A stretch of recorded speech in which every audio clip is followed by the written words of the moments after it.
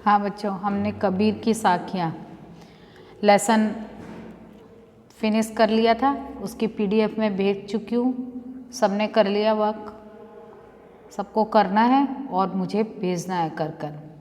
अब हम पढ़ेंगे आज 10वां लेसन कामचोर, यानी चैप्टर 10 कामचोर।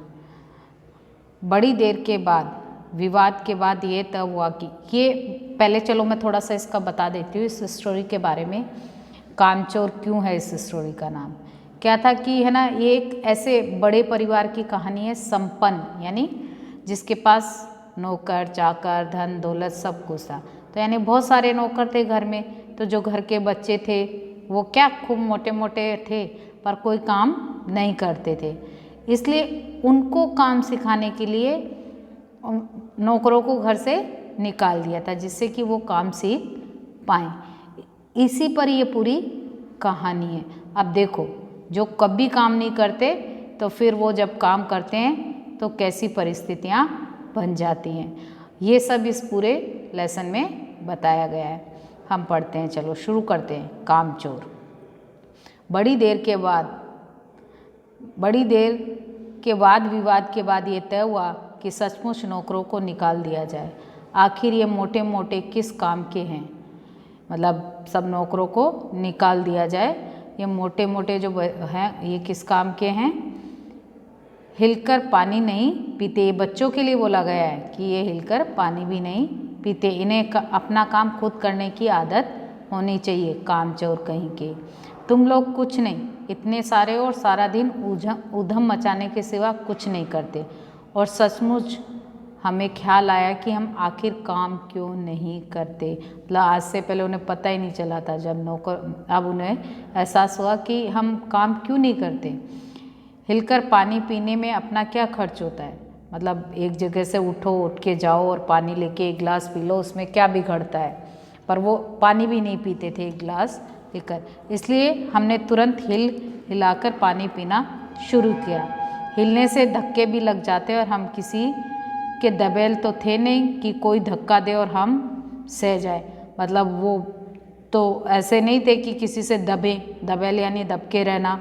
वो तो ऐसे थे नवाब टाइप कि कोई जरा सा भी धक्का, कोई छुल भी जाए तो वो नहीं सहन करें। लीजिए, पानी के मटकों के पास ही घमासान युद्ध हो गया। यानी जहाँ पानी पीने गए, एक दूसरे के छुल गए, टच हो गए, उसी में क्या हो गया?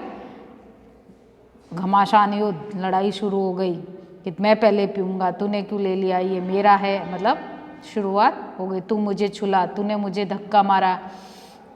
तो इस तरह से वहीं पर लड़ाई शुरू हो गई। सुराहियाँ, जिनमें पानी भरा जाता है, उनको कहते हैं सुराहियाँ। उधर लुढ़की, मटके इधर गए, मतलब सब कुछ उथल पुथल। वहाँ सुराही पड़ी, वहाँ मटका पड़ा, कपड़े भीग गए, वो अलग। ये भला काम करेंगे? अम्मा ने निश्चय किया। जो अम्मा थी वो बेचारी सर पकड़ के बोली कि ये कोई काम करेंगे इस तरह के बच्चे? करेंगे कैसे नहीं? अब किसकी? अब्बू की बारी थी कि करेंगे कैसे नहीं। देखो जी, जो काम नहीं करेगा उसे रात का खाना हरगिज, मतलब बिल्कुल किसी भी कीमत पर नहीं मिलेगा। ये लीजिए, बिल्कुल शाही फरमान जारी हो गया, यानी अब्बा का फरमान जारी हो गया। हम काम करने को तैयार हैं, काम बताए जाए। हमने दुहाई दी, मतलब बोला कि हाँ चलो बताओ, हम सब काम करेंगे। क्या काम है हमको बताया जाए। बहुत से काम है जो तुम कर सकते हो। मिसाल के लिए, मतलब एक मिसाल है, एक मतलब ये हम बता सकते हैं कि कैसे करोगे। ये दरी कितनी मैली हो रही है, मतलब एग्जाम्पल है, मिसाल मतलब एग्जाम्पल कि देखो ये दरी कितनी मैली हो रही है। आंगन में कितना कूड़ा पड़ा हुआ है, पेड़ों में पानी देना है। और भाई मुफ्त तो ये काम करवाए नहीं जाएंगे, तुम सबको तनख्वाह भी मिलेगी। तनख्वाह मतलब मेहनताना, जो नहीं लास्ट में पूरे महीने काम करते हैं, बाद में क्या आती है? तनख्वाह आती है, पैसे मिलते हैं। अब्बा मियाँ ने कुछ काम बताए और दूसरे कामों का हवाला भी दिया। मालिक को तनख्वाह मिलती है। अगर सब बच्चे मिलकर पानी डालें तो वो तनख्वाह बच्चों को मिलेगी। ए हे, खुदा के लिए नहीं, घर में बाढ़ आ जाएगी। अम्मा ने याचना की। अम्मा को तो पता था ना कि ये बच्चे बहुत शैतान हैं और ये करेंगे तो पानी वानी तो कुछ नहीं देंगे और पूरे घर में बाढ़ ही आ जाएगी। अम्मा ने प्रार्थना की, याचना की अब्बू से कि ऐसा मत करो। लेकिन फिर भी तनख्वाह के सपने देखते हुए हम लोग काम पर तुल गए यानी जुट गए। यानी जब ऐसा लगा कि तनख्वाह मिलेंगे, पैसे मिलेंगे, तो बच्चों के मन में भी लालच आ गया और वो काम करने में जुट गए। एक दिन फर्शी दरी पर बहुत से बच्चे जुट गए और चारों ओर से कोने पकड़कर झटकना शुरू कर दिया। फर्शी मतलब वो दरी की क्वालिटी का नाम है। वो ले ली और चारों कोने पकड़ लिए बच्चों ने और उसको साफ झाड़ने में सारे बच्चे जुट गए। झटकना मतलब उसको झाड़ने लगे। 2-4 ने लकड़ियाँ और धुआंधार पिटाई शुरू कर दी। नहीं कहते डंडा लेके इसको झाड़ो तो मिट्टी अच्छे से झड़ जाएगी, तो सबने शुरू कर दिया। सारा घर धूल से अट गया। मतलब घर के अगर हमको किसी में से धूल निकालनी होती है तो हम घर के बाहर जाते हैं, वहाँ जाकर ऐसा करते हैं। लेकिन बच्चों ने क्या किया, घर के अंदर ही शुरू कर दिया उसको झाड़ना और पूरे घर में धूल ही धूल हो गई। खांसते खांसते सब बेदम हो गए। मतलब खांस खांस के सबका बुरा हाल हो गया। सारी धूल जो दरी पर थी, जो फर्श पर थी, सबके सिरों पर जमा हो गई, नाकों और आँखों में घुस गई। यानी धूल इतनी ज़्यादा उन्होंने उड़ा दी कि सरों पे धूल ही धूल और नाक के अंदर भी घुस गई, आँख में भी घुस गई। लोगों का बुरा हाल हो गया खांस खांस कर। हम लोगों को तुरंत आंगन से निकाला गया। तो तुरंत आंगन से बाहर चलो, बाहर निकलो, क्योंकि धूल उससे सब लोगों का बुरा हाल था खांस खांस कर। इसलिए जल्दी से उनको आंगन से बाहर लाया गया। वहाँ हम लोगों ने फ़ौरन झाड़ू देने का फैसला किया, यानी झाड़ू लगाने का फैसला किया। झाड़ू क्योंकि एक थी और तनख्वाह लेने वाले उम्मीदवार बहुत थे। झाड़ू तो एक ही होती है भाई, घर में एक होती है, 2 होती है, और बच्चे इतने सारे, और सबको क्या चाहिए थी, तनख्वाह चाहिए थी। इसलिए सब लोग झाड़ू लगाना चाहते थे। इसलिए क्षण भर में झाड़ू के पुर्जे उड़ गए। यानी सब लोगों ने खींचातानी की, मैं झाड़ू लगाऊंगा, मैं झाड़ू लगाऊंगा, और झाड़ू क्या हो गई, उसके तिनके तिनके हो गए। जितनी सीखें जिसके हाथ पड़ी वह उनसे ही उल्टे सीधे हाथ मारने लगा। यानी थोड़ी थोड़ी सी सीखे जो जिसके हाथ जितनी सीखे आई उनसे ही वो झाड़ू लगाने लगे, उल्टे सीधे हाथ मारने लगा। अम्मा ने सिर पीट लिया। अम्मा बेचारी क्या करती, सिर पकड़ कर बैठ गई, क्योंकि झाड़ू भी तोड़ दी उन्होंने। भाई ये बुजुर्ग काम करने दें तो इंसान काम करे। अब उन्होंने कहा कि ये बुजुर्ग जो लोग हैं ये काम करने दें तो इंसान काम करें। जब जरा जरा सी बात पर टोकने लगते तो बस हो चुका काम। यानी पहले तो बुजुर्ग लोग होते नहीं है, बच्चों को कह देते बच्चे हैं अभी क्या काम करेंगे ये, तो वो पहले उनको करने नहीं देते। अब वो उन्होंने सीखा नहीं था काम करना, क्योंकि वो कभी करते ही नहीं थे, तो उनको आता भी नहीं था। तो जब जिसको काम नहीं आता तो उसको काम करने को पहली बार दोगे तो ऐसा ही करेगा, पहले काम सिखाना पड़ता है। असल में झाड़ू देने से पहले जरा सा पानी छिड़क लेना चाहिए। बस ये ख्याल आते ही तुरंत दरी पर पानी छिड़का गया। एक तो वैसे ही धूल से अटी हुई थी, पानी पड़ते ही सारी धूल कीचड़ बन गई। यानी क्या हुआ, पानी डाला गया, अब धूल तो थी चारों तरफ, दरी में से झाड़ दी थी उन्होंने, और दरी पर पानी डाला तो क्या हुआ, कीचड़ ही कीचड़ हो गया चारों तरफ, चिप चिप किच पिच हो गई है ना। अब सब आंगन से भी निकाले गए, मतलब आंगन से निकाल दिए। पहले घर में से आंगन में आए, अब आंगन से भी बाहर। तय हुआ कि पेड़ों को पानी दिया जाए। अब मतलब ये तय हुआ कि पानी दे दिया जाए पेड़ों को। बस सारे घर की बाल्टियाँ, लोटे, तसले, भगोने, पतीलियाँ लूट ली गई। मतलब जो इसको जो मिला ले लेकर भागा पानी डालने के लिए। किसी को बाल्टी मिल गई, कोई लोटा ही ले आया, कोई तसला ही ले आया, कोई माँ का दूध गर्म करने वाला भगोना ही ले आया, कोई है ना दाल बनाने वाली पतीली उठा लाया। तो जिसको जो मिला, जो चीज़ मिली, और जिन्हें ये भी नहीं मिला तो वो डोंगे, कटोरे, गिलास ही लेकर आ गए। अब सब लोग नल पर टूट पड़े। यहाँ भी वह घमासान मची कि क्या मजाल जो एक बूंद पानी भी किसी के बर्तन में आ सके। ठूसम ठास, यानी द तो हट मैं हट, एक दूसरे को धक्का मुक्की शुरू हो गई। और लाइंस लगा के लेते तो सबको पानी मिलता, लेकिन वो तो पहले मुझे चाहिए, मैं भरूंगा। इस चक्कर में धक्का मुक्की शुरू और पानी किसी को नहीं मिला। किसी बाल्टी पर पतीला और पतीली पर लोटा और भगोने और डोंगे मतलब एक दूसरे के ऊपर पटकने लगे कि पहले मैं लूँगा, पहले मैं लूँगा, और धक्के चले, यानी धक्का मुक्की खूब हुई। फिर कुहनिया और उसके बाद बर्तन। पहले तो धक्का मुक्की से काम नहीं चला तो कोहनी मारी, हाथ मतलब ऐसे करके नहीं देते हैं अपन, कोहनी देते हैं, ऐसे उन्होंने कोहनी मारी। और उसके बाद उससे भी काम नहीं चला तो एक दूसरे में बर्तन ही उठा के दिए धूम धड़ाम। फौरन बड़े भाइयों बहनों मामों और दमदार मौसियों फूफियों की कुमक भेजी गई, यानी फौज भेजी गई, उनको भेजा गया कि इनको भाई उठा के ले आओ, नहीं तो ये एक दूसरे को मार डालेंगे। फौज मैदान में हथियार फेंक कर पीठ दिखा गई, यानी उनको देखते ही सारे बच्चे भाग खड़े हुए मैदान में से। जैसे फौज नहीं भाग जाती अपने सामने ताकतवर फौज को देखकर, कमज़ोर फौज पीठ दिखाकर भाग जाती है, वैसे ही यहाँ पर हुआ। इस धींगा मुस्ती यानी धक्का मुक्की में कुछ बच्चे कीचड़ में लथपथ हो गए, जिन्हें नहलाकर कपड़े बदलवाने के लिए नौकरों की वर्तमान संख्या काफ़ी नहीं थी, यानी जितने नौकर थे वो पूरे नहीं पड़ रहे थे, क्योंकि बच्चे इतने गंदे होकर आए थे लथपथ होकर, तो अब उनको नहलाने का काम और बढ़ गया था और उनको कपड़े पहनाने थे। पास के बंगलों से नौकर आए और 4 आना प्रति बच्चे के हिसाब से नहलवाए गए, यानी अब पड़ोस के बंगले से नौकर बुलवाए गए और 4 आना एक बच्चे का नहलाने का उन्होंने लिया। पहले आने चलते थे, 1 आना 2 आना 3 आना 4 आना 5 आना ऐसे चलते थे, उस समय की कहानी है ये। और ये एक रईस खानदान की कहानी है जहाँ पर बच्चे गिलास भी इधर से उधर नहीं रखते। उन बच्चों को आप एकदम से इतना काम करने को दे दोगे तो यही होगा। हम लोग कायल हो गए कि सचमुच ये सफाई का काम अपने बस की बात नहीं है और न पेड़ों की देखभाल हमसे हो सकती है। कम से कम मुर्गियाँ ही बंद कर देते हैं। अब भाई मुर्गियों की बंद करने की बारी है। बस शाम ही से जो बाँस छड़ी हाथ में आई वही लेकर मुर्गियाँ भगाने लगे, चल दबड़े में चल दबड़े में। पर साहब मुर्गियों को भी किसी ने हमारे विरुद्ध भड़का रखा था कि वो भी ऊट पटांग इधर उधर कूदने लगी। उनको भी पता था बच्चे हैं, ये नहीं हमको हमारा क्या बिगाड़ लेंगे, इसलिए वो भी इधर उधर भागने लगी।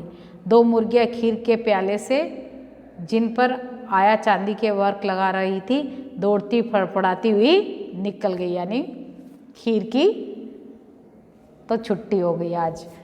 तूफान गुजरने के बाद पता चला कि प्याले खाली और सारी खीर दीदी के कामदानी के दुपट्टे और ताजे धुले सिर पर लगी हुई, यानी दीदी जबरदस्ती बलि का बकरा बन गई, यानी पूरी खीर दीदी के काम करे हुए कामदानी यानी काम करा हुआ दुपट्टा जिस पर काम हुआ होता है ना, तारे जड़े होते सितारे, वो इस तरह के काम उस पर गिरी हुई थी। एक बड़ा सा मुर्गा अम्मा के खुले हुए पानदान में कूद पड़ा और कत्थे चूने से लुथड़े हुए पंजे लेकर नानी अम्मा की सफ़ेद यानी पानदान जिसमें कत्था चूना होता है ना, उसमें उसने पैर सनाए और जो नानी थी उनकी जो सफ़ेद दूध जैसी चादर पर से गुजर गया अपने पंजे छापते हुए, यानी यह है नहीं कर बच्चों का हाल। एक मुर्गी दाल की पतीली में छपाक मारकर भागी और सीधी जाकर मोरी में इस तेज़ी से फिसली कि सारी कीचड़ मौसी जी के मुंह पर पड़ी जो बैठी हुई हाथ मुंह धो रही थी। मतलब अब क्या हुआ, मोरी मोरी यानी नाली होती है जिसमें गंदा पानी बहता ना, वो उसमें से भागी एक मुर्गी और पास में कौन बैठी हुई थी, मौसी जी बेचारी। तो वो मुंह धो रही थी अपना और उस पर क्या गिरा, कीचड़ से हो गया पूरा मुंह मौसी का। इधर सारी मुर्गियाँ बेनकेल का ऊँट बनी चारों तरफ दौड़ रही थी। आपने ऊँट के नाक में कुछ ऐसे डला हुआ देखा होता है ना कि उससे रस्सी, वो है ना उसको कंट्रोल करने के लिए होती है। अगर उसे निकाल देंगे ना तो ऊँट है ना काबू में नहीं आता। तो उसी से तुलना की है कि इसी तरह मुर्गियाँ भी बेनकेल की तरह दौड़ रही थी, एक ही दबड़े में जाने को राजी न थी। इधर किसी को सूझी कि जो भेड़ें आई हुई हैं लगे हाथों उन्हें भी दाना खिला दिया जाए। मतलब एक तो इधर तो मुर्गियाँ तो थी, पकड़ में नहीं आ रही थी, वो सारी उन्होंने आतंक मचा दिया था। अब दिमाग में दूसरा ख्याल और एक फितूर तैयार हो गया कि चलो मुर्गियाँ तो नहीं हाथ लग रही हैं, इन भेड़ों को ही दाना खिला देते, दो काम एक साथ कर लेते, मुर्गियों को बंद करने का और दाना खिलाने का भेड़ों को। दिन भर की भूखी भेड़ें दाने का सूप देखकर जो सब की सब झपटी तो भागकर जाना कठिन हो गया। लस्तम पस्तम तख्तों पर चढ़ गई। मतलब उन्होंने क्या, दूर से दाना देखा ना सूप में रखा, वो तो बस भूखी हुई थी, बाहर से आई थी भेड़ें घूम कर, और वो तो तख्तों के ऊपर से ही चढ़ चढ़ कर दाने तक पहुंचने लगी। सबको जैसे नहीं शिकारी कुत्ता है ना, शिकार को देखकर भागता है तेजी से, फिर वो कुछ नहीं देखता आसपास में कौन है, जो मिले उसके ऊपर से निकलते जाओ।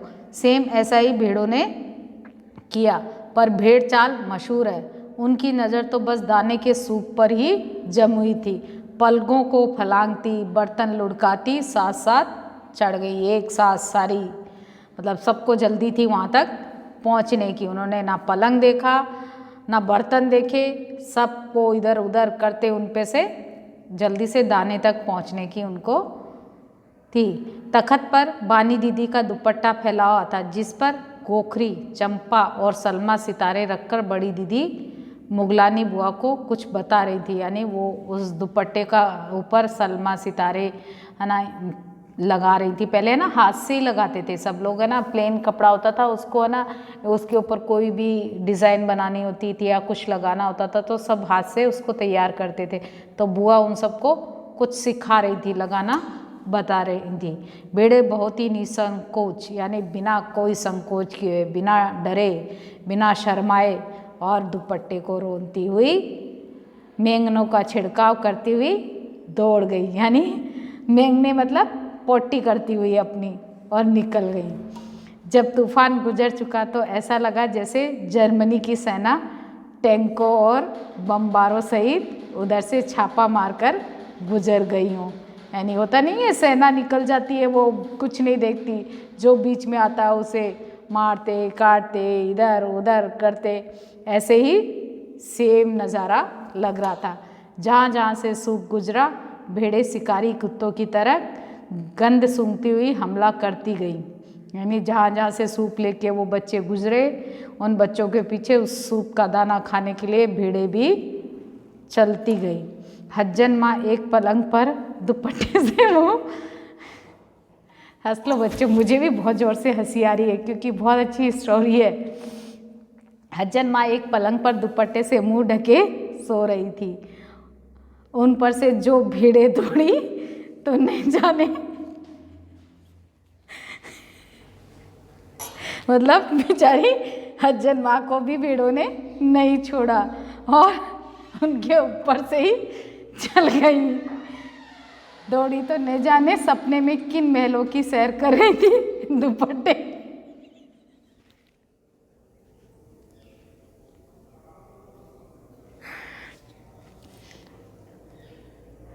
बच्चे बहुत हंसते हंसते लोटपोट हो गए आज तो।